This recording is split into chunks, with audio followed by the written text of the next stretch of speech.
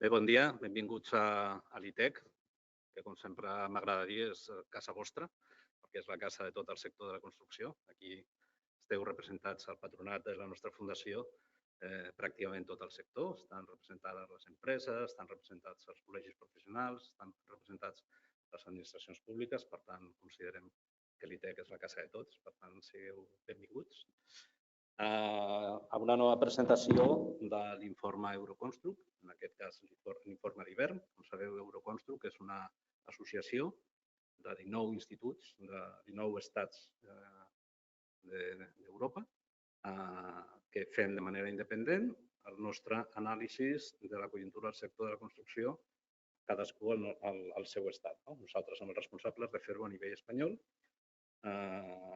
La manera de fer les observacions, això és un preàmbul que sempre m'agrada dir perquè quedi clar. La manera de fer les observacions són homogènies, cadascú fa la feina independent, però la fa amb la mateixa metodologia, i la presentació de resultats són exactes, són idèntics, les mateixes gràfiques, les mateixes taules, cadascú amb els seus valors, evidentment, però són iguals. Això ens permet després de fer el que és, diguem, el sumari europeu, que és aplicant els pesos que cada un dels països té a la xarxa Euroconstruct, arribem a calcular i a dir quina és l'evolució del sector de la construcció que preveiem per aquest any, per al següent any i per al següent. I aquest any, ara incorporem ja una mica de l'any 26, que després el Josep Ramon també ens informarà. Aquest és el valor que té aquest informe. Començarem, jo faré una petita introducció de la situació general a nivell europeu i a nivell espanyol, i després, com sempre, el Josep Ramon escudrinyarà una mica més i farà una mica d'anàlisi més en detall de quines són les dades per subsectors, per països, etc. També aprofito per saludar que tenim, aquí som els que som pocs, venir aquí a l'ITEC sé que no és fàcil, que costa una mica. Estem connectats ara mateix més de 50 persones, o sigui que també les saludem i aprofitem per donar-li les gràcies també per la seva connexió. Comencem a explicar una mica quina és l'evolució d'Europa. Nosaltres tenim sempre el costum de comparar, fent una mica, no queda bé moltes vegades, però intentem comparar la previsió que presentem ara amb la previsió que havíem presentat fa 6 mesos, i així veiem una mica si ens havíem equivocat. Una mica, molt o poc. En aquest cas, ens hem llençat una mica més i en comptes de comparar amb un, hem comparat amb 2. I per tant, podeu veure, quan es posi en marxa, podem veure aquí unes gràfiques que corresponen a la previsió que feien a nivell europeu al novembre del 22, és a dir, ara fa un any, ara fa 6 mesos i ara i actual. Tampoc, això són xifres que corresponen a 2 anys, tampoc són canvis, perquè són canvis.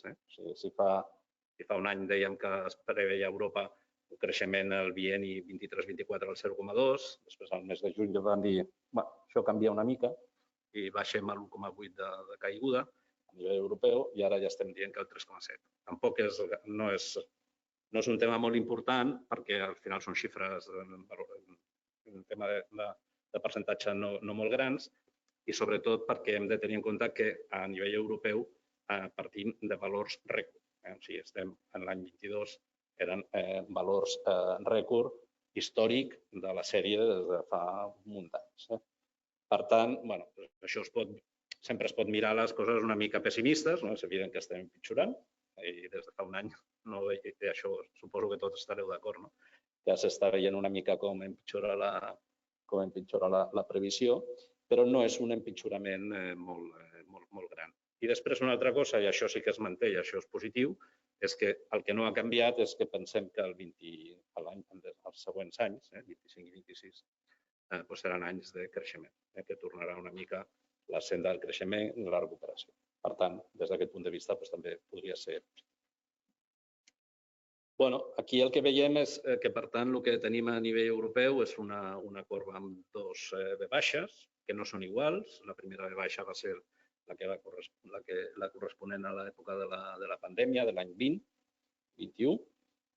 Va ser una baixada profunda amb una recuperació també molt forta. Pràcticament a nivell europeu en un any es va recuperar el nivell de producció de l'any 19, pràcticament l'any 21 s'havia recuperat el nivell de producció de l'any 19. Aquesta V baixa que tenim ara és una V baixa més poc profunda, però més llarga. Si aquella eren 2 anys, un de baixada i un de pujada. Aquestes són 2 de baixada i 2 de pujada, però també és cert que la baixada és una mica més petita. Per posar una mica i després ja veurem la diferència que tenim a nivell espanyol, que no és així. Si mirem una mica per subsectors, quina part d'aquesta baixada del 3,7 que preveiem ara s'emporta cada subsector, aquí tenim una contribució, diguem-ne, per subsectors. L'edificació de nova planta és la causant del 3,1% de la baixada, o sigui, del 3,7 al 3,1 correspon a estar produïda per la baixada de l'edificació residencial. A nivell europeu això tampoc és molt significatiu, encara que és una baixada del 3. Hem de pensar que a Europa el sector de construcció va arribar l'any 2022 a nivells de rècord, bàsicament perquè l'edificació de nova planta va créixer moltíssim. Per tant, era lògic que aquest creixement que estava tenint que ja no continués. El no residencial pràcticament no pesa gaire en aquesta davallada del 3,7%. La rehabilitació baixa un 1,6%. Aquí segurament té una influència, després segurament explicarà el José Ramon, el tema d'Itàlia, que ha tingut un boom de rehabilitació els últims anys per les polítiques molt positives i molt agressives que ha fet en tema de rehabilitació i que ara s'han acabat i, per tant, ara té una baixada.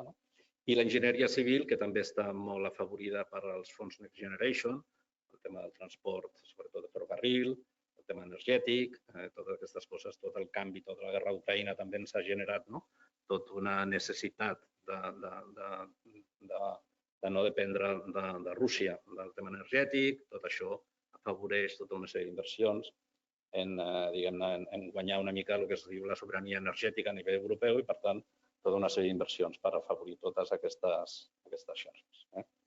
Insisteixo que aquests percentatges per subsectors no és el que baixa cada subsector respecte al període anterior, que puja, sinó que és com es reparteix el 3,7. O sigui, la suma dels 4 és el menys 3,7. O sigui, és com incideix cada subsector en aquesta baixada general. Després, quan entrem més en detall de cada subsector, ja veurem quina és la pujada i la baixada de cada un d'ells.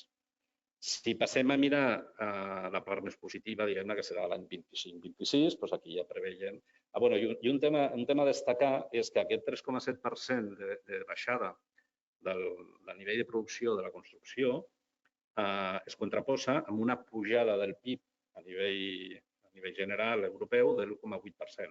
O sigui, això és una mica que la construcció a Europa s'ha desacoplat una mica del creixement econòmic i així com el creixement està sent positiu, el sector de la construcció baixa. Si mirem ara el següent bienni, que seria el 25-26, que aquí tornem la senda de la recuperació amb una previsió que fem de 3,1% i també el mateix. Analitzant per subsectors, veiem una mica el pes que té. L'edificació de nova planta no ajudarà gaire en aquest 3,1, per el mateix que hem dit. Europa està una mica a nivell general, una mica sobresaturada d'habitatge d'obra nova. El tema del no residencial, l'edificació no residencial, aporta un 0,6% i bàsicament és la rehabilitació i continua l'enginyeria civil aportant un creixement important. Per tant, jo crec que la xifra o el valor o la cosa més positiva és que l'enginyeria civil, que també és cert que partia de valors més baixos, així com l'edificació de nova planta, la residencial de nova planta partia de valors molt alts, l'enginyeria civil a Europa també partia de valors molt baixos, ja tenia en aquest període que estem un 1,3% de creixement, aportava, i ara aportarà també un 1,1%, per tant es manté una mica el tema. I l'increment previst del PIB és del 3,1%, per tant torna a acoplar-se una mica i estem parlant que la construcció pujarà més o menys al mateix nivell que puja el PIB a nivell europeu. Després d'haver vist una mica el comportament general a nivell europeu de la xarxa de 19 països, entrem ara a el que seria anàlisis del comportament a nivell espanyol. Si a Europa veiem dos V baixes concatenades, doncs aquí només tenim una, perquè el període 23-24 estem preveient un creixement del 2,6%, que més o menys està inclús a nivell pràcticament del PIB. Estem inclús una mica per sobre del creixement del PIB. O sigui, aquí sí que aquest desacoplament no es produeix respecte del PIB. Aquesta versió, diguem-ne, espanyola de la gràfica, que també tenim una mica com es reparteix. Aquí l'habitatge de nova planta, que no havia crescut tant com a la resta d'Europa, aporta molt poc, o sigui, aporta una mica de creixement per poc, el 0,2, en no residencials queda igual, i aquí bàsicament tira el tema de la rehabilitació en quant a creixement i el tema de l'enginyeria civil. Això que semblen xifres bones s'ha de posar una mica en context. La rehabilitació a Espanya continua molt baixa, o sigui, un creixement que aporti un creixement del 1,4% no és suficient, esperaven una cosa molt més forta. I el tema de l'enginyeria civil també és que venim d'una època en la que pràcticament la inversió pública era molt ridícula i, per tant, un creixement tampoc és gaire espectacular. Quines particularitats té aquest cicle 23-24 a nivell espanyol? Primer, el que veiem és que el 23 serà una mica més positiu que el 24, per tant, que a nivell del cicle 23-24, aquí una mica la davallada o la desacceleració arriba més al 24, Europa ja ha arribat al 23, aquí estem una mica retardats i ens arribarà un any més tard. Però tampoc és un tema que també s'esgota l'any 2024 i també preveiem que el 2025-2026 torni a recuperar i tornem a la senda a tornar a créixer amb una mica més fort. Per tant, això no són notícies que ni bones ni dolentes, perquè estem parlant de creixements molt petits. I si hem de posar una mica el focus en les coses més dolentes, l'edificació residencial podria créixer bastant més del que està creixent perquè hi ha una falta d'habitatge important i, a més, és un dèficit que es va acumulant any a any i, per tant, algun dia això tornarà a revifar una mica.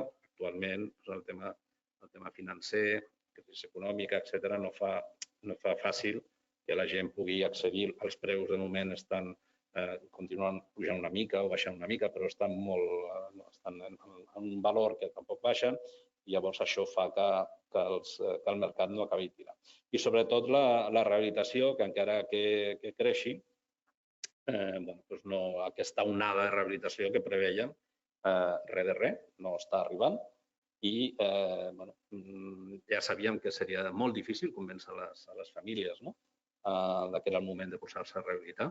Tothom, i ho fas enquestes i tothom diu que el canvi climàtic és una de les seves prioritats, una de les seves preocupacions més grans, però a l'hora de la veritat tothom pensa, sí, però les accions que s'han de fer per a lluitar contra això que les comenci un altre, i jo no les començaré jo a casa meva. Primer que les faci un altre i després ja les faré jo. O sigui, tothom està preocupat, però després ningú fa res. Això també s'ha de dir.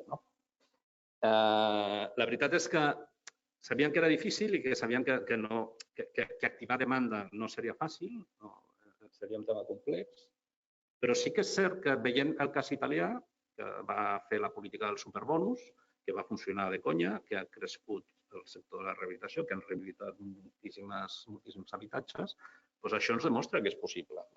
L'Itàlia és un país molt semblant a nosaltres, que podrien també tenir una reacció semblant. I de moment aquí no ha arribat.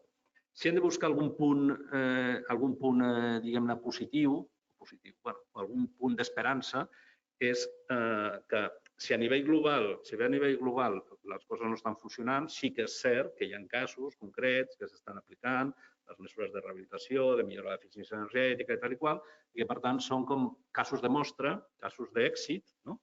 Que al final poden funcionar, diguem-ne, que un veí que a la finca del costat està fent una rehabilitació i que té una millora i tal i qual, que la gent es vagi animant. O sigui, és possible que això despunti, que això despegui una mica més, però que està trigant molt aquest procés de convenciment dels veïns. També és cert que les comunitats de propietaris, tots sabem que no són fàcils a l'hora de posar-les d'acord per fer un projecte d'aquestes envergadures. I el tema de l'enginyeria civil, també una notícia bona és que continua creixent.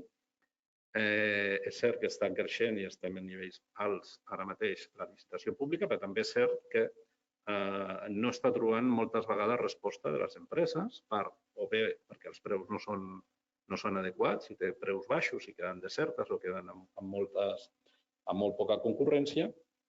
Inclús algunes, després d'haver adjudicat l'obra, s'aturen i tenen problemes. Per tant, hi ha un problema també a l'hora de posar en producció totes aquestes obres que sí que és cert que s'estan licitant, que és la inversió pública. També una altra conseqüència que veiem d'això és que el que ens està ajudant una mica a superar tot aquest procés de crisi una mica és, com també ha passat moltes vegades, aquells sectors que són més beneficiats dels fons europeus o de les ajudes públiques, com són l'enginyeria civil i la rehabilitació, que actualment són els dos que tenen una sèrie d'incentius per continuar treballant. I aquesta és la nostra previsió que fem ara a nivell europeu i espanyol, així com a gran resum, però ara, com sempre, ens farà el Josep Ramon un anàlisi molt concret de qual és l'evolució per cada subsector i en diferents països. Quan vulguis, Josep Ramon. Bon dia. Perfecte, doncs bé. Bon dia, benvinguts també per part meva. I la idea és que, com acostuma a passar a Europa, les mitjanes europees no sempre reflecteixen la realitat país a país.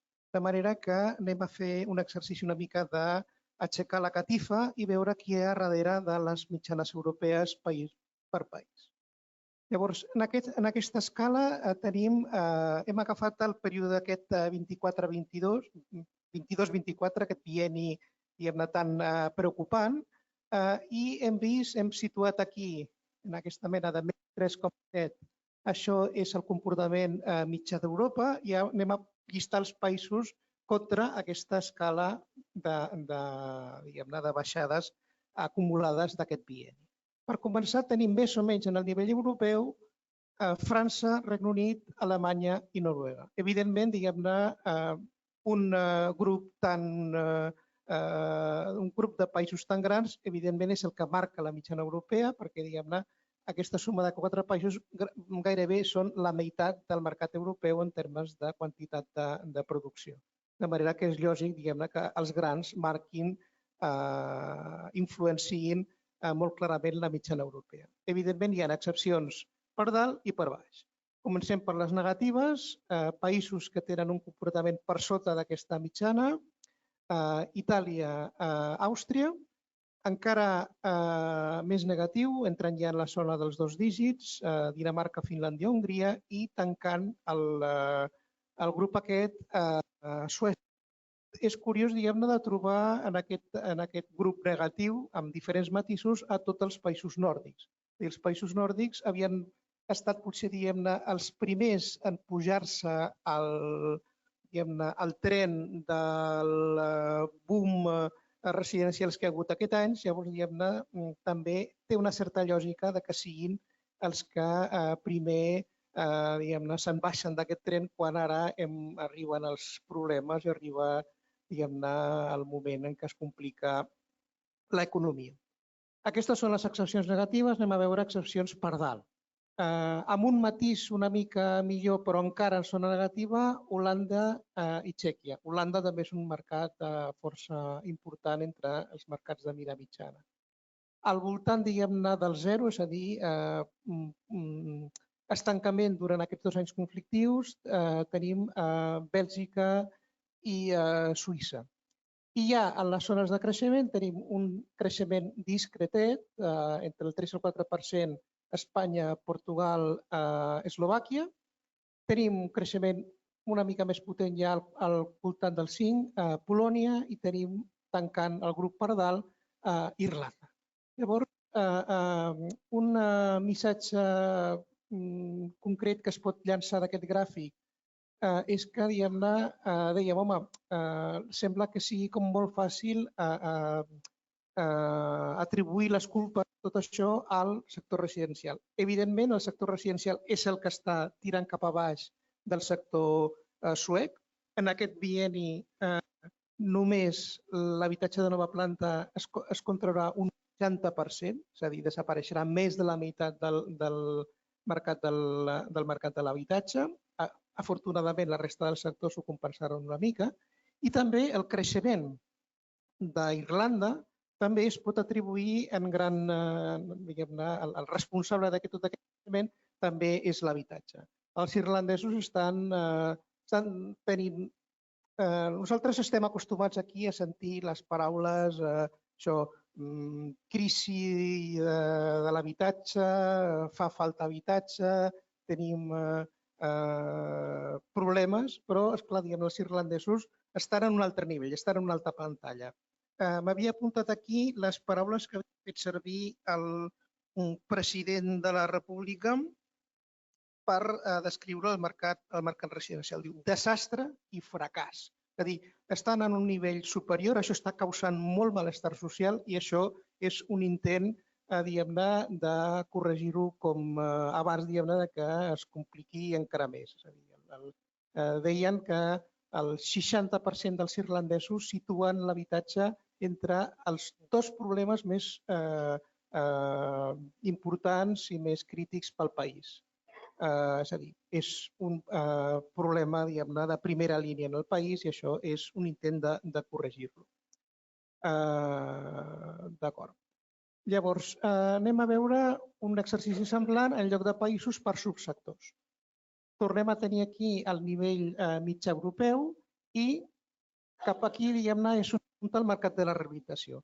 Com en el cas dels països, diguem-ne, la rehabilitació no arriba a la meitat de quota de mercat, però té més d'un 43%. Això significa que és el mercat més gran, evident, i això influencia molt les mitjanes.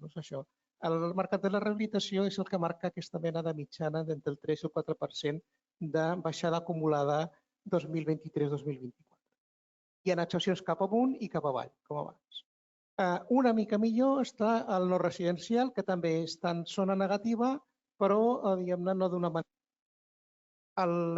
El tema del no residencial, diguem-ne, és un mercat que va quedar molt tocat per tot el tema pandèmia, que va posar en entredit quantes oficines necessitem, quants centres comercials necessitem, atès que això, el coronavirus, diguem-ne, va canviar moltíssim la manera en què treballem el sector terciari i també molt la manera en què la gent fa les seves compres. De manera que 2 pilars molt fonamentals pel no residencial, com són les oficines i els centres comercials, diguem-ne, han quedat molt tocats i han quedat molt tocats des del 2020 i sembla que no recuperen. Dóna la sensació també que algun subsector com el tema de la logística, que semblava també molt invulnerable, comença a manifestar també alguna esquerda i algun problema. Tenim aquí l'enginyeria civil, que és el sector que està creixent, més d'un 6% acumulat en aquest bienni, i això és, diguem-ne, això no s'improvisa. Com sabeu, l'enginyeria civil són projectes més grans que necessiten una planificació, que necessiten un procés més consumidor de temps, de projecte, aprovacions, licitacions, etc. I això, més que res, diguem-ne, són els fruits que està donant, diguem-ne, aquest esforç que es va començar a fer a final de la dècada passada, en el qual, diguem-ne, els països europeus van dir, escolta, ja està bé d'austeritat, ens hem a l'altar de l'austeritat hem sacrificat molta infraestructura de comunicació, hidràulica, energia, llavors, es van posar una mica les piles per això, recuperar aquest terreny perdut i ara, arriba als fruits de tot això amb aquest creixement. Evidentment, tot això amplificat pels temes que ha comentat abans el Francisco Díez, de dir, home, tenim una aposta més forta pel tema de la descarbonització, tenim una aposta més forta per, treure l'endoll energètic de les energies contaminants de Rússia. Això, és manifest aquí. I, evidentment, aquí tenim el vagó de cua, que és l'habitatge. L'habitatge en tot aquest panorama té un comportament clarament més recessiu que la mitjana i són això que ja hem explicat. És a dir, per una banda, és el seu propi cicle, és a dir, el residencial va sortir amb moltíssima força del sotrac del coronavirus del 2020. Ja venia abans, el 2019 pel sector habitatge de nova planta va ser molt potent. Després va treure forces de no se sap on per continuar creixent un parell d'anys més i ara dona la sensació que més o menys li tocava el canviar de cicle. El seu canvi de cicle natural s'ha vist amplificat per la complicació econòmica, per la complicació financera i ha trobat, sobretot a escala Europa, el sector molt recalentat de preu, de manera que ara es junten força vents en contra de dir que és més car, aconseguir una hipoteca és més car i de sortida la gent espera que hi hagi una correcció de preus perquè el 2022 van agafar cotes rècord en molts països europeus. De manera que la demanda continua allà, però amb una certa prudència els potencials compradors o llogadors estan dient anem a veure en què acaba tot això perquè puc estalviar per comprar. Això està fent caure estrèpit el mercat immobiliari i això no passa desapercebut als promotors que estan dient també jo m'esperaré una mica. Doncs tot això es junta aquí. Llavors dèiem, de tot això ens patina una mica el fet, és a dir, hem trobat una raó per això, hem trobat una raó per això, hem trobat una raó per l'enginyeria civil i gairebé l'única cosa on el discurs aquest de més sostenibilitat, de descarbonització, de cerca del confort, xoca amb el fet que l'habitació tingui aquest comportament tan discret. Llavors, podem fer una mica de trampa i podem intentar veure què passa si traiem a Itàlia del còmput, de manera que si fem aquest malabarisme de treure a Itàlia del recompte, resulta que aquest sector sortiria de la zona negativa i passaria pels pèls a la zona positiva. Com ha explicat el Francisco Díez abans, això és el dia després que es treguin, s'esgotin les ajudes a la rehabilitació a Itàlia, el famós programa Superbonus, que ha donat uns resultats molt bons, però evidentment en el moment que s'ha tancat l'aixeta, el mercat ha fet una caiguda no a la situació prèvia, sinó a una situació encara pitjor a la prèvia, i això, atès que el mercat de la rehabilitació italià és molt gran, realment és el sector de la construcció a Itàlia em sembla que té un pes del 60% sobre el total, de manera que és això, un mercat que súbitament cau d'una manera molt violenta, que és a sobre un mercat molt gran a escala europea, és capaç ell mateix de provocar aquest contrast entre aquest punt i aquell altre punt que tenim més dalt. De manera que quan diem, home, la rehabilitació a Europa està molt negativa, realment és un missatge que està molt filtrat i molt influenciat per la influència aquesta negativa d'Itàlia. De manera que podem dir que si fem aquesta excepció, si fem aquest parèntesi, resulta que el mercat de la rehabilitació aguanta i fins i tot creix una mica. Cosa que, diguem-ne, ens quadra més una mica amb la sensació general. Total, podíem quedar-nos amb aquest resum. Ja passem, diguem-ne, a la rehabilitació sense Itàlia com a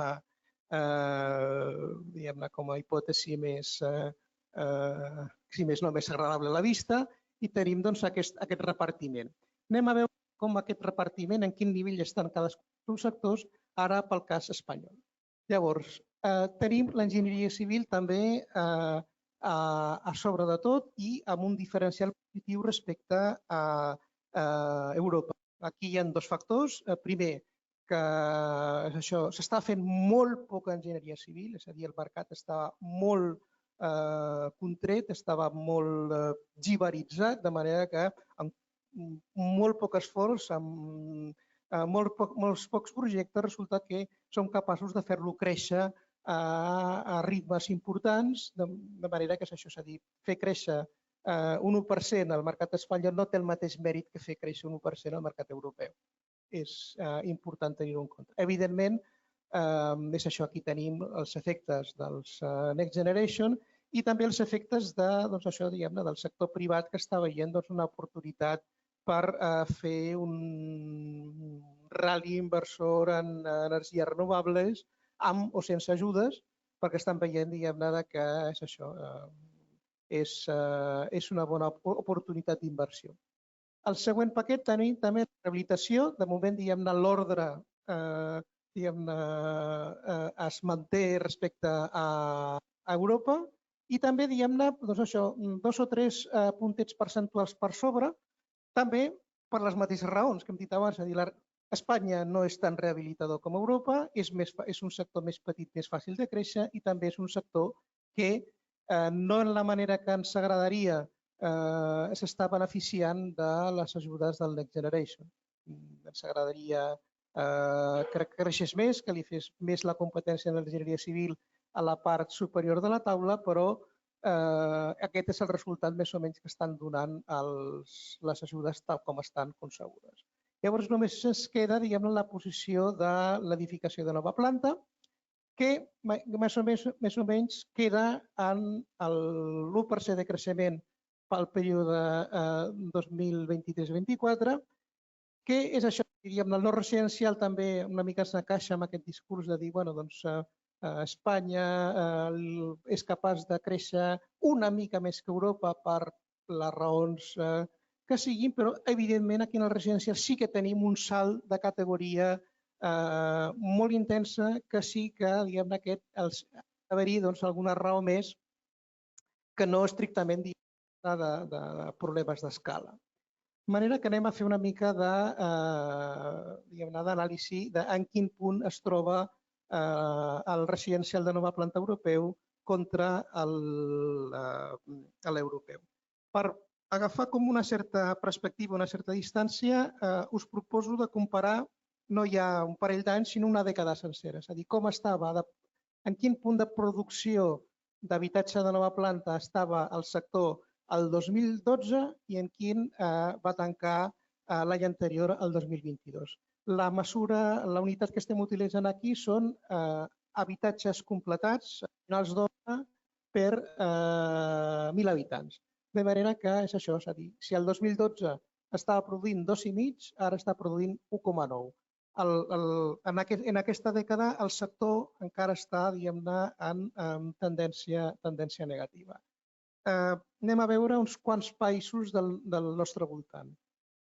Per cert, la mitjana europea està entorn al 4, és a dir, al mig de la gràfica, de manera que tot el que estigui cap allà són països que s'estan comportant millor que la mitjana europea i a l'esquerra són països que estan més discrets. Per exemple, Finlàndia ja estava gairebé al 6, en aquests 10 anys ha passat al 7,4. És a dir, ha passat d'intens a molt intens.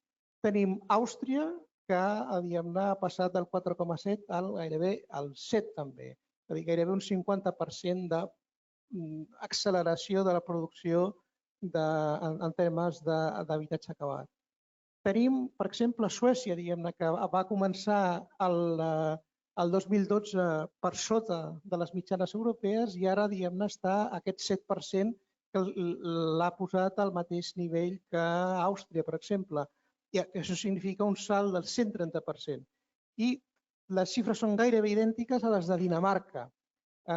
Recordeu que hem dit abans, diguem-ne, que és això, que els països nòrdics estaven més aviat per la zona baixa del rànquing de països. Doncs, bueno, aquí tenim, doncs, això, 3 països que en aquest moment es troben amb uns nivells, diguem-ne, anàvem a dir una mica perillosos, és a dir, estan produint moltíssim habitatge que té dificultats per trobar clients, perquè és això, està arribant a uns preus molt cars, la gent està tenint dificultats a finançar-se i diguem-ne, tothom troba que és el moment de sortir, diguem-ne, d'aquesta zona més calenta i tornar a diguem-ne, com a mínim a les mitjanes europees, però ja veieu que estan tan allunyades de les mitjanes europees, diguem-ne, i aquestes frenades doncs són substancials i per això dèiem que en 2 anys la mitjana europea d'habitatge baixarà un 15% de producció. És l'esforç que han de fer aquests països per posar-se, per capejar aquest temporal en una zona més segura.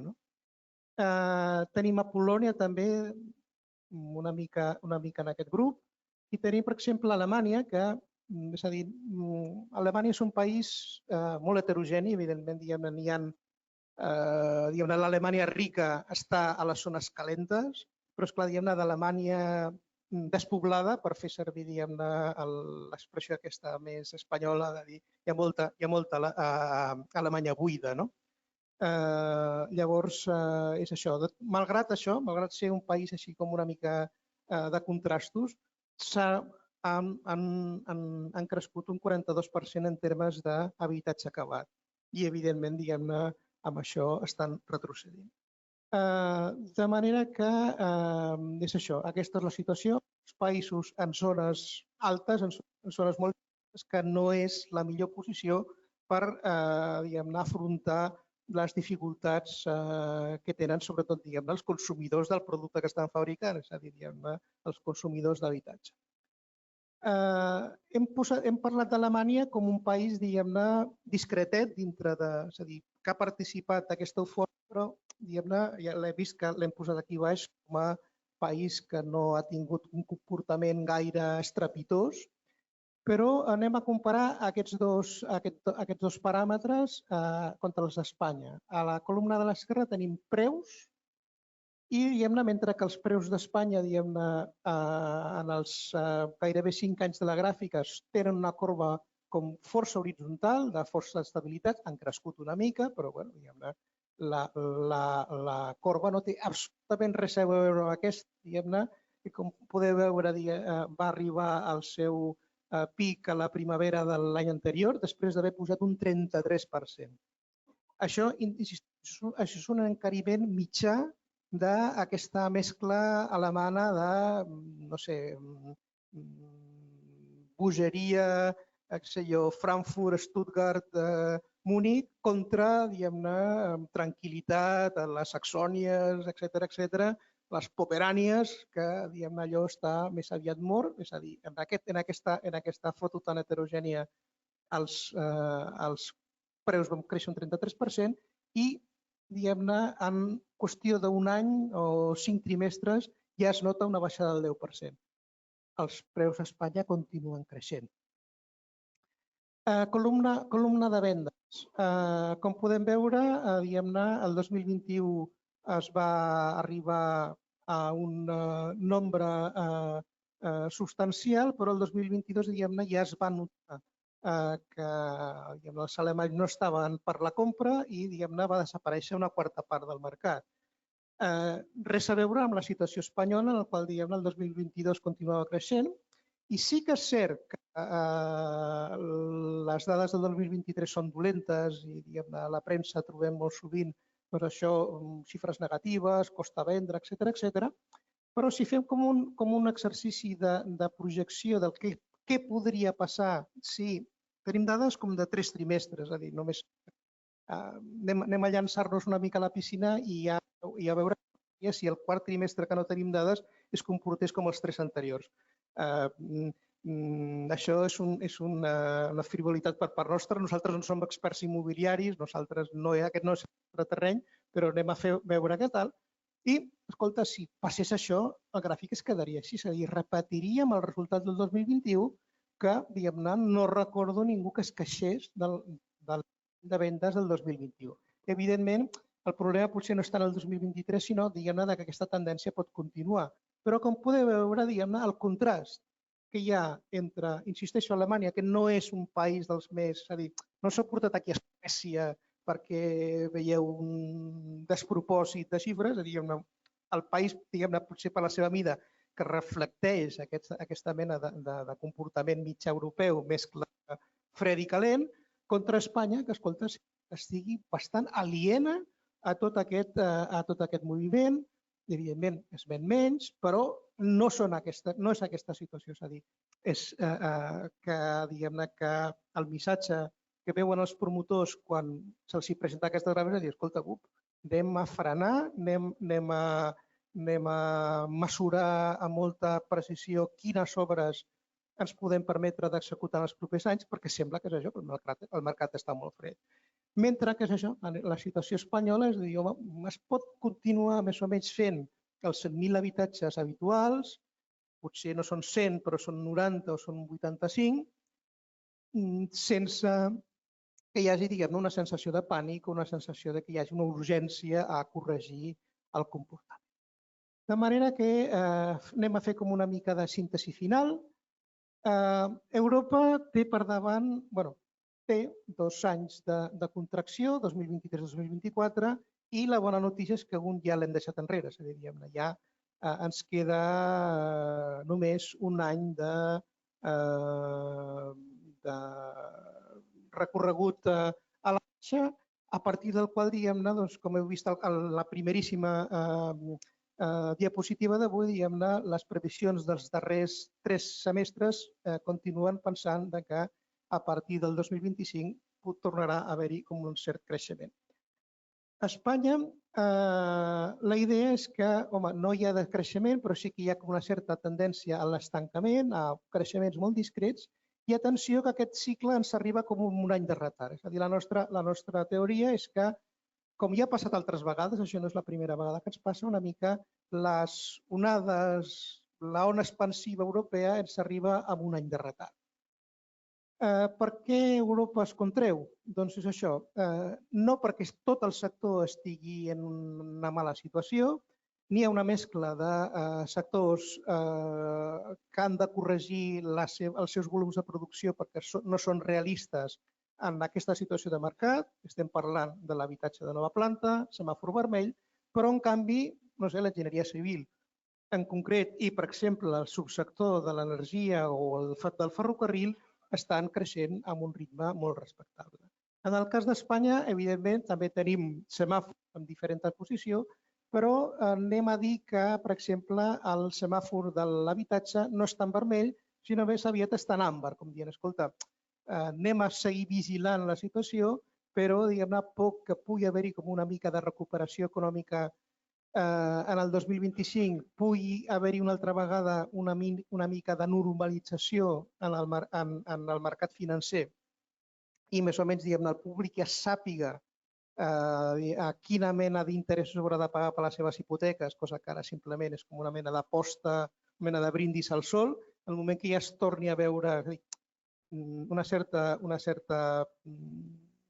diguem-ne, estabilitat, no dic que sigui un retorn als interessos zero, però com a mínim diguem-ne que es vegi com una mica que no és una aposta arriscada això de demanar una hipoteca, el mercat de la nova planta podria tornar a créixer, és això, a la seva més o menys habitual normalitat dels 100.000, que podien ser 100.000 i alguna cosa. I bàsicament és això, Espanya i Europa el mateix però diferent. I amb això, doncs, simplement dir-vos que, com sempre, dintre d'altres 6 mesos tornarem a revisar les dades. Ja està convocada la següent conferència Euroconstruct, la tindrem a Suècia, que és el país que està patint en primera persona, diguem-ne, els efectes del dia després del festival i res, doncs els presentarem en el seu moment i anem a obrir un torn de preguntes com ho fem habitualment. Molt bé, moltes gràcies. Ramon. No sé si teniu alguna pregunta, algun comentari. Lluís? No ho sé, si tenim... Sí, espera. Tenim micro demà? Sí. Ja està. Sí, els que estan a casa. Aquí.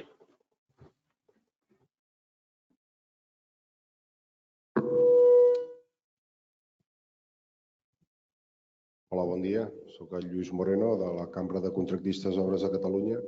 M'ha sobtat que amb tota l'exposició no esteu parlant ni d'una causa que jo crec que ha frenat l'edificació residencial, sobretot la privada, que és l'augment del tipus d'interès. Vull dir, al final aquests 4 punts en poc més d'un any de pujada de tipus, el que ha frenat és l'accés a les hipoteques. Sí que ho heu dit una miqueta, però jo crec que és un efecte important i és un efecte també que pot ser revertible. És a dir, que si veiem que realment l'edificació residencial té aquest fre perquè al final no es poden vendre els pisos que es fabriquen, doncs crec que Europa hauria de repensar-se una mica el fet que ha de reactivar l'economia, entre els quals el sector de l'edificació residencial. I l'altre que m'ha sobtat és, i això és una pregunta, fins a quin punt influeix el tema del formigó, el tema del ciment. És a dir, el ciment cada vegada s'encarirà molt més perquè, a més de ser un alt producte generador de CO2 a l'atmosfera, més que qualsevol altra cosa, més que el ferro, més que qualsevol ara, evidentment, que la fusta, però seguim produint ciment i sí que és veritat que s'ha notat una baixada de consum de ciment a Espanya, tot i que l'edificació segueix creixent. A més, el preu del ciment està pujant moltíssim perquè, a més, les cimenteres han de començar a pagar emissions de CO2 de carbonització. Jo no sé si s'ha estudiat a Europa quina influència d'això tindrà i si realment estem fent les coses de manera intel·ligent en el sentit que potser, si volem ser més papistes que el papa, doncs potser estem perdent comba amb el que és l'activitat productiva en quant a edificació a Europa respecte al món.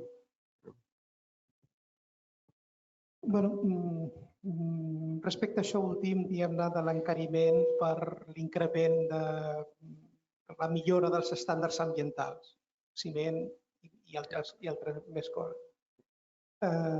És això, jo diria que ara més o menys farà un any o 15 mesos, diguem-ne, del discurs aquell del Macron de la final de l'abundància que va estar seguit un parell de mesos més tard per, diguem-ne, com una apel·lació a que Europa diguem-ne, aixequés el peu de l'accelerador en exigir tanta millora ambiental perquè és això, és a dir, els francesos s'anaven a queixar al seu president, la indústria francesa s'anava a queixar al seu primer ministre de que, diguem-ne, en aquestes condicions cada cop és més complicat produir a preus competitius. Això, diguem-ne, va generar la seva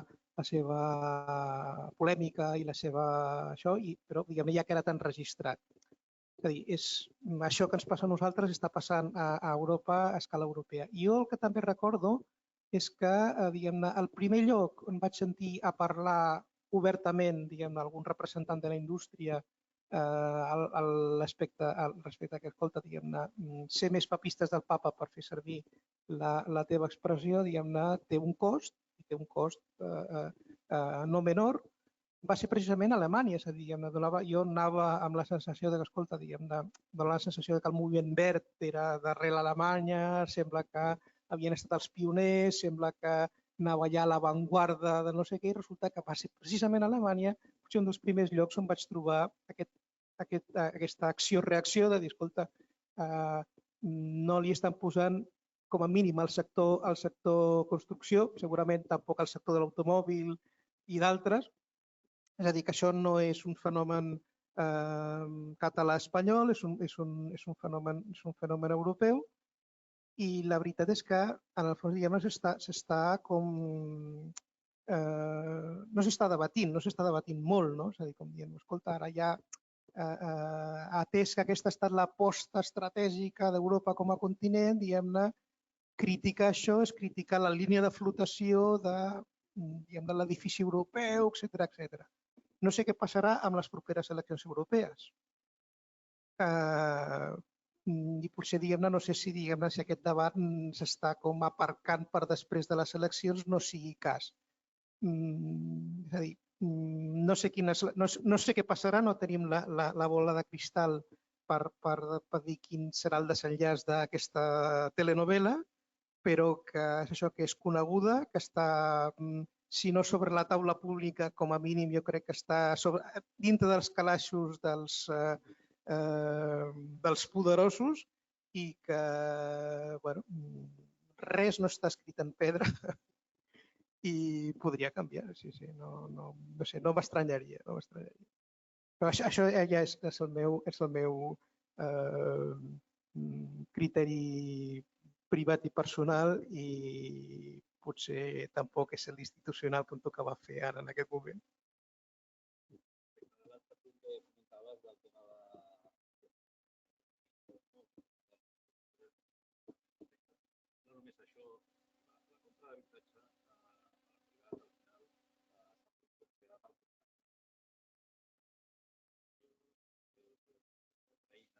La guerra a Ucraïna, li sumem la guerra a Israel i li sumem no sé què, doncs tot això també afecta que l'estat d'ànim no sigui per comprar.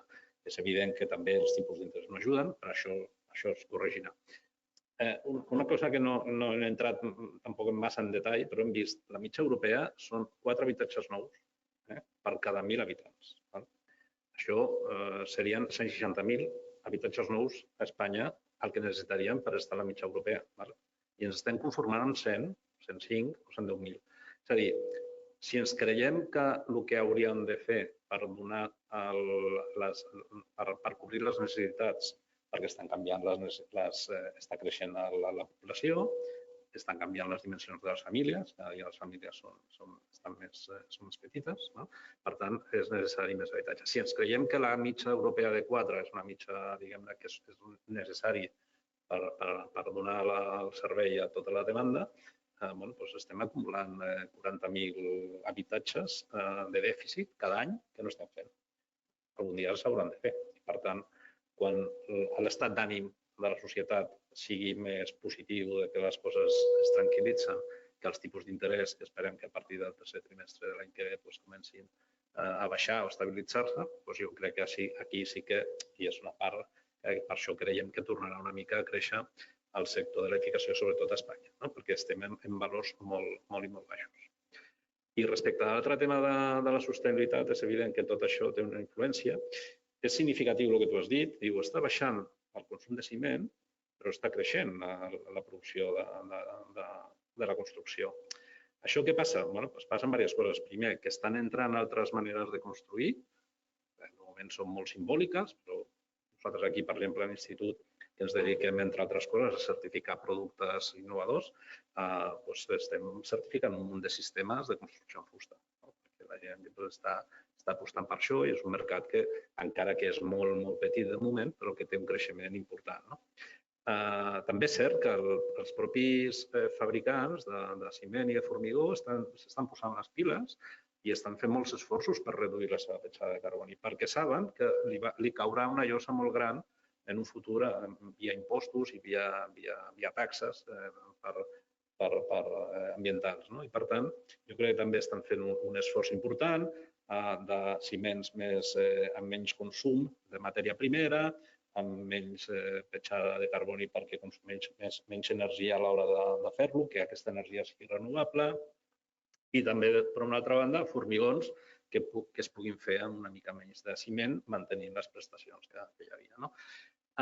Respecte dels materials, perquè tu deies, la petjada és molt més gran del formigó respecte de l'acer, respecte de la fusta, que a priori és així, però nosaltres d'aquí sempre insistim que el que hem de fer sempre per analitzar tot això és el càlcul del cicle de vida. També és cert que el formigó té una durabilitat i un manteniment més petit i una durabilitat més gran que altres sistemes constructius. I, per tant, no és només el procés de construcció, que és important i que té molt de pes, sinó al llarg del cicle de vida quines són les emissions de CO2 que es generen per operacions d'explotació, de manteniment, etc. I també del final del cicle de vida. Quin cicle de vida té una estructura de formigó, quin cicle de vida té una estructura que no sigui formigó, que sigui de fusta, etc. O sigui, és un món molt complex i que nosaltres sempre aquí diem no parlem mai de materials ni bons ni dolents, sinó projectes i anàlisis del projecte de quins impactes tenen al llarg del seu cicle de vida. Sí, allà al fons. Vaig.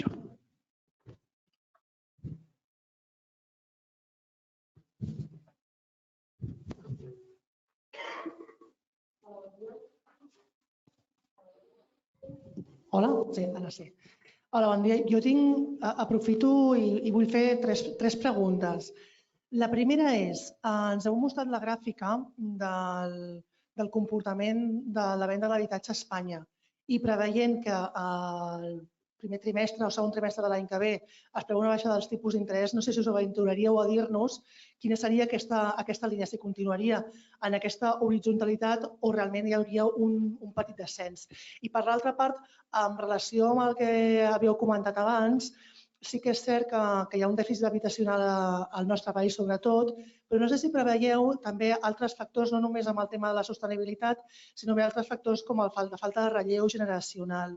No sé si això també ho teniu contemplat dintre d'aquestes mesures que poden fer que el creixement del residencial realment no sigui el creixement esperat per les necessitats i les demandes que hi hagin. I finalment, arrel de la rehabilitació, el que sí que també heu fet una miqueta de comentari al respecte dels fons Next Generation, però realment voldria saber per què no funciona al nostre país. Realment es parla que les comunitats de veïns no estan implicades en el projecte, però també és cert que la implicació que es demana a les comunitats de veïns està per sobre del valor que se'ls podria demanar. És a dir, se'ls exigeixen un augment de la lletra d'eficiència energètica que és inassumible econòmicament. No sé si amb això també pot fer minvar que el tema de rehabilitació no tingui el creixement esperat per tot el tema de la sostenibilitat i el que s'ha d'arribar al 2030.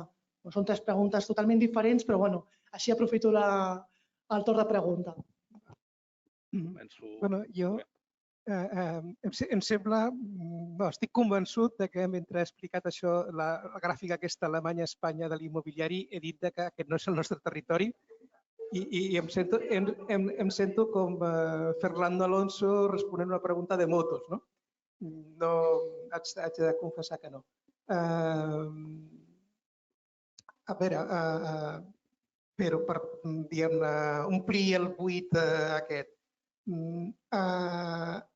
Durant aquest any, la gent que realment sap d'aquestes coses, per exemple, ha fet molt d'esforç en explicar el fenomen aquest de que com és que les vendes estaven aguantant millor que no la concessió d'hipoteques. És a dir, he presentat aquí una gràfica de descens de vendes, però si la poséssim en la mateixa escala d'una de concessió d'hipoteques, la de concessió d'hipoteques és molt més dramàtica.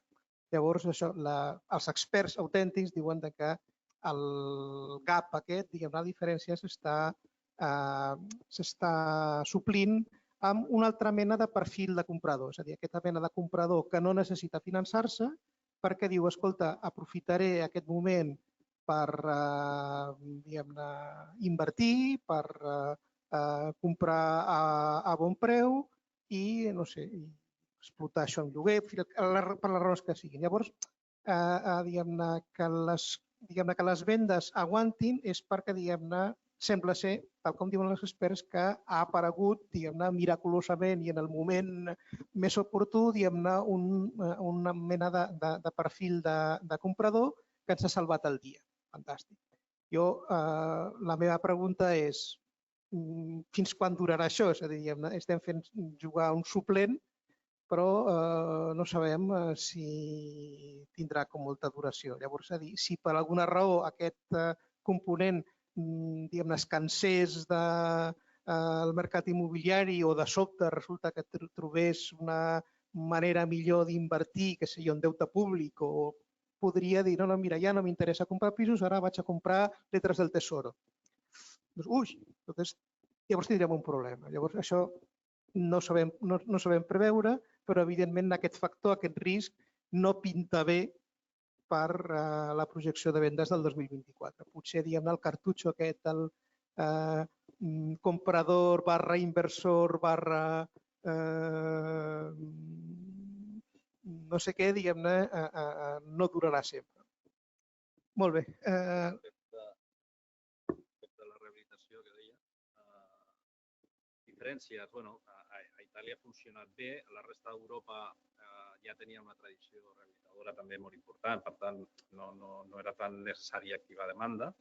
També és cert que quan més al nord, cap al nord anem, el tema energètic, el període de retorn, diguem-ne, de la inversió és molt més ràpid, perquè, clar, tenen condicions. Aquí tenim un clima molt bo, per tant, per recuperar en estalvi energètic una inversió en eficiència energètica no és tan senzill. És cert que tenim ajudes, és cert que les ajudes no són fàcils d'obtenir, és cert que tenim una estructura de propietat molt esmicolada en comunitats de propietaris, altres països tenen molta més propietat vertical i, per tant, la decisió és d'una persona i decideix invertir, inverteix. Aquí això es veu perquè una part important dels fons que s'estan consumint actualment són per vivendes, habitatges unifamiliars, on la persona, diguem-ne, la propietària, és el que ha de prendre la decisió, no s'ha de posar d'acord amb ningú. Una comunitat de propietaris realment és molt costós. Què pot passar o què preveiem que pugui passar? Com sabeu, els temes dels ajuts Next Generation tenen com 3 nivells. Hi ha un nivell que és per habitatge, diguem-ne, un habitatge aïllat dins d'un edifici. Aquest és molt petit i no crec que tingui massa èxit. Després està el que és l'edifici sencer, que és el que pot tenir més èxit i és el que hauria de tenir la més influència en el tema de comunitat de propietaris. I després està el tercer, que és el que diguem-ne, farà pujar més la rehabilitació, que és el nivell de barri.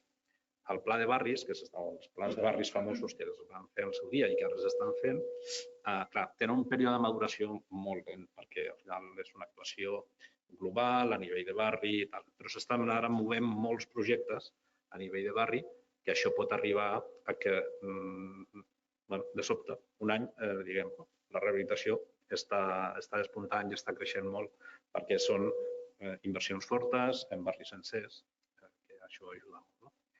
I, de tota manera, a nosaltres ens agradaria confiar que les comunitats de propietaris al final també ho facin. Dius que és molt car rehabilitar energèticament i tal. És cert, és car, però serà igual de car d'aquí 4 anys o 5 anys si no tindrem els ajuts. Per tant, i el que ens diuen d'Europa, no sabem si el compliran o no, és que l'any 2030 cap persona que tingui un habitatge no el podrà ni llogar ni vendre si no té una certificació energètica més baixa que la B.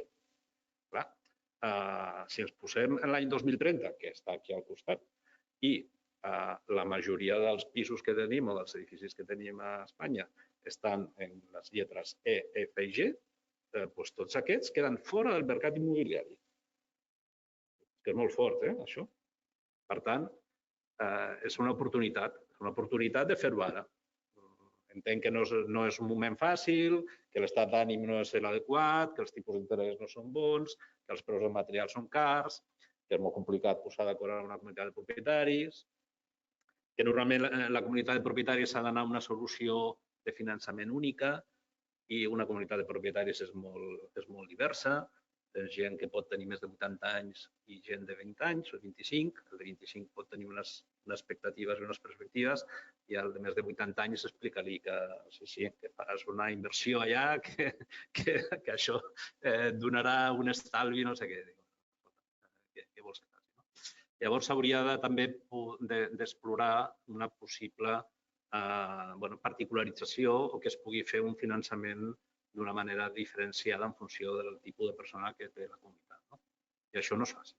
Tot això són dificultats que anem afegint i després que la tramitació administrativa tampoc és fàcil. La gent que he parlat amb ells que estan tramitant ajuts per la rehabilitació dels fons Next Generation diuen que déu-n'hi-do la feinada i el poc clar que de vegades estan les coses. Sí, el relleu generacional no ho entenc. Sí. Sí. El personal, el tema de personal. Sí, això és evident que és un problema molt seriós que té el sector de la construcció. És un problema que una de les coses que farà, jo crec, en rehabilitació no és fàcil, però que no haurà nova clarament, és l'aposta per la industrialització. Sí, és evident que no tindrem mà d'obra suficient per fer tots aquest increment de demanda d'habitatge que hi ha i, per tant, hem d'anar, i també està despuntant i està començant a aparèixer molts sistemes industrialitzats, de manera que una part important de la feina la fas en una fàbrica, en un taller. Això també tindrà un segon efecte, jo crec, molt positiu, i és que tornarem, espero, a enganxar a la gent jove al sector de la construcció. O sigui, la gent jove ara mateix, tu li dius de treballar en una obra amb fred, calor, pluja i tal i qual, i diu, ostres, no, això no, ja em buscaré la vida en altre sector que sigui més fàcil, no? O més còmode al treballar, no? I avui aquí, demà allà, no sé què. Clar, si tu tens el lloc de treball a una nau, a una fàbrica, i allà vas cada dia i tens unes condicions de treball més fàcils, no? I tens segurament una tauleta per fer tot el tema del control de fabricació, etcètera, com es pot fer ara una fàbrica industrial normal, de cotxes o de qualsevol cosa. Això també serà un tema que jo crec que ens ajudarà a tornar a recuperar una mica mà d'obra jove al sector de la construcció, perquè realment és un problema molt seriós. I no és un problema domèstic, és a dir, és un problema que comparteixen totes les economies evolucionades. És a dir, és un problema europeu, és un problema dels Estats Units. I aquí estem també una mica com amb el tema ambiental, no? És a dir, estem esperant que el rescat ens vingui de la mà de la tecnologia. Però és això, aquí, diguem-ne, tenim al nostre favor que, esclar, diguem-ne, hi ha una indústria de materials i de sistemes molt potent que està veient que el seu futur passa molt per aquí. De manera que, diguem-ne, allà on no puguin arribar els governs com a clients de construcció, els projectistes, etcètera, pot arribar a la indústria de materials perquè realment està, diguem-ne, l'està veient una mica les orelles al llop, no? De dir, bueno, escolta, no sé, la indústria de l'automòbil i el motor de combustió. Resulta, al final, diguem-ne, la solució l'ha donat el propi sector de l'automòbil, que resulta que ara totes les grans marques estan fent híbrids o elèctrics. Esclar, per què? Perquè o ho fan o es quedaran sense mercat. Doncs, home, podem esperar un fenomen semblant. Potser no serà tan ràpid, potser no serà tan contundent, però és això, és a dir, i a sobre diguem que pot ser com una resposta com global, no? És a dir, que la solució que pugui trobar algú a Califòrnia pugui ser exportable i traslladable a Catalunya sense masses problemes.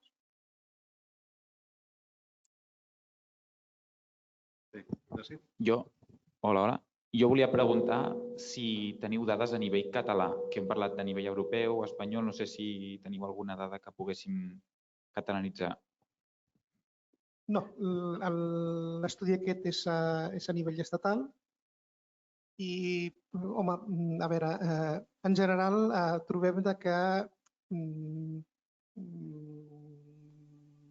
diguem-ne, Catalunya porta un temps que no és una excepció gaire extrema al comportament nacional. És a dir, com sempre, n'hi ha moments de més o menys acoplament o desacoplament, però ara potser, diguem-ne, si fem una mica d'excepció de que potser, diguem-ne, no hi ha tanta infraestructura en marxa, la resta de grans titulars del comportament per subsectors continuen sent força vàlids. És a dir, diguem-ne, el mercat residencial, pel que es veu per les xifres de visats, aguanta força bé, és a dir, no estem dient que els promotors a escala nacional s'estan prenent les coses amb una certa tranquil·litat i amb una certa filosofia. Trobem que els promotors catalans també assumen a tot això. Hem dit que hi havia problemes de demanda en el residencial, oficines, etc. Aquí també els trobem, però no ni en més o menys mesura que la resta. I potser, diguem-ne, bàsicament és un tema que ara el mapa, sobretot el mapa ferroviari, fa temps que el centre de gravetat està fora de Catalunya. I per això jo diria que aquí sí que tenim menys sobrelicitada i menys d'això. Però, diguem-ne, evidentment, tampoc estem absolutament aliens a aquesta pujada de la licitació que hi ha hagut. També aquí, diguem-ne, la licitació s'ha multiplicat per entre 1,5 i 2, com a la resta d'Espanya, però això és a dir, és qüestió de seguir les tuneladores. On estan les tuneladores? A Pajares. Ara, afortunadament, tindrem les dels ferrocarrils entre la plaça Espanya i la plaça Catalunya. No, i una gran obra a Montcada, també. L'obra més gran adjudicada de ferrocarrils. Però això de moment no està funcionant i trigarà, jo crec que encara... Nosaltres que mirem producció, és una cosa interessant, sabeu? Nosaltres el que analitzem és producció. Per tant, aquesta producció d'aquestes grans obres que s'estan plantejant aquí ens arribarà més tard. 25-26. Respecte, no fem l'informe específic per aquí. Si em preguntes una mica, per exemple, rehabilitació, jo diria comunitats autònomes més al nord d'Espanya, diguem-ne, el País Basc, Navarra, Cantàbria, estan funcionant molt millor que a Catalunya. De fet, hi ha alguna comunitat autònoma que els fons Next Generation previstos per aquest any per rehabilitació s'estan esgotant. Aquí estem molt lluny d'això. A nivell d'obra nova, si parles amb els promotors, et diran que ells tenen un problema actualment a l'àrea de Barcelona, que és on el mercat és més gran, de falta de sol, manca de sol. Per tant, podrien fer més, diuen que és molt necessari fer habitatge sobretot assequible, que estan per fer habitatge assequible, però que les condicions, diguem-ne, de contorn no li afavoreixen. I sempre posen, això ho poso en boca d'ells, posen contraposició al cas de Madrid, on s'estan fent un parc d'habitatge assequible molt potent, molt potent, perquè tenen altres condicions, tenen espai lliure, tenen possibilitat de generar sol i de construir. Estan edificant a la zona de l'àrea metropolitana de Madrid, s'està construint molt habitatge nou residencial. O sigui que aquí a Catalunya de moment no es pot. Però no, són impressions que fem quasi per terceres persones que ens diuen coses. De Madrid, la segona ciutat era Màlaga, el 24-26, per davant de Barcelona. Sí. Màlaga. També hi ha platja, les condicions deuen ser... Bueno, Màlaga ha generat un ambient d'optimisme, tant a nivell immobiliari com a nivell industrial i d'innovació.